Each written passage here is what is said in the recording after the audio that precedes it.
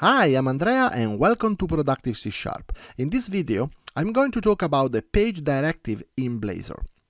Here I have a very simple Blazor application with a single page index.razor.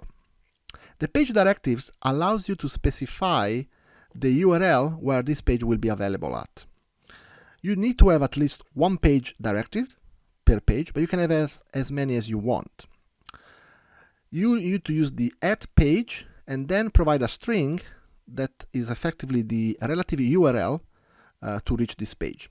The first line say that this page will be reachable when you go to the home page. The second line says when you do /test, you will also be able to reach this page.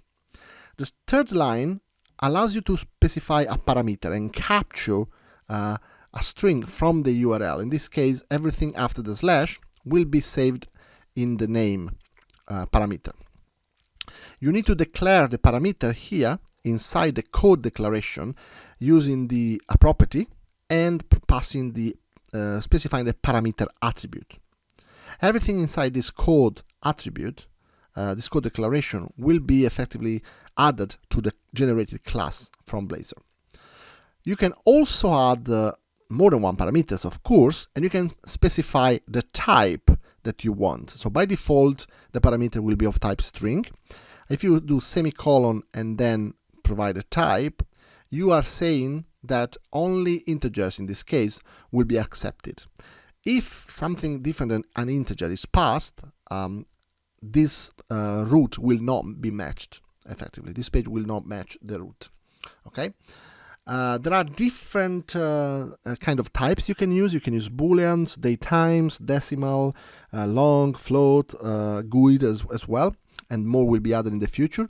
Have a look at the resources section for links to the types currently supported in the official documentation. Okay, so let me run this code and let me show you what happened when you go. So let me resize this a bit. So when I go to the home page, you see unknown here. And this is because name has been initialized to unknown by default, and also age is also been initialized to 0. That is a default value for integers. So nothing has been passed, but this page is actually visualized. If I try to go to test, also the page is shown, but note that test, even if the third page declaration say that everything could be captured in the name, test is prioritized because it's more specific. Okay, keep that in mind. However, if I put something different than test, like for example my name, now the name is displayed on the page. As you can see here, I'm just using hat and the name of the parameter to visualize these values as part of the HTML rendered on the page.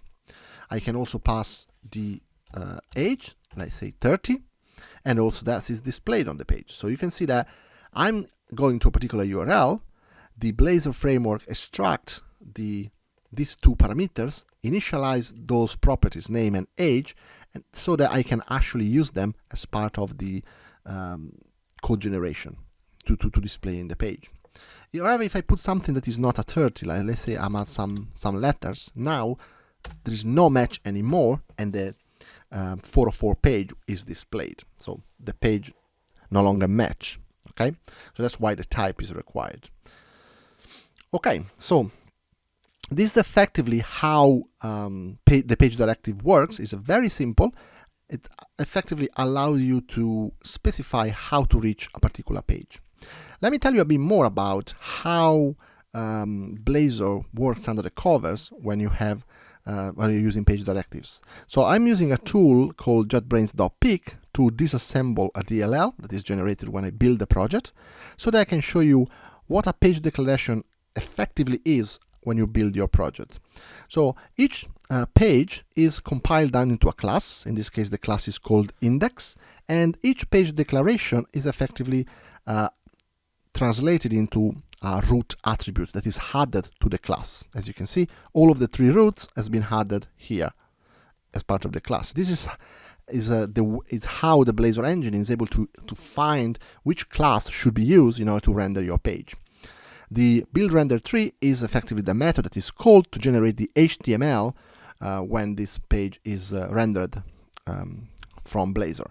And also there are the name and age properties that we defined. So effectively, everything that we add inside the code directives is added to this automatically generated class by Blazor. And the page directives are translated into root attributes. This is just to give you an idea of what's effectively happened under the covers. And that's pretty much everything for this video. Thank you very much for watching.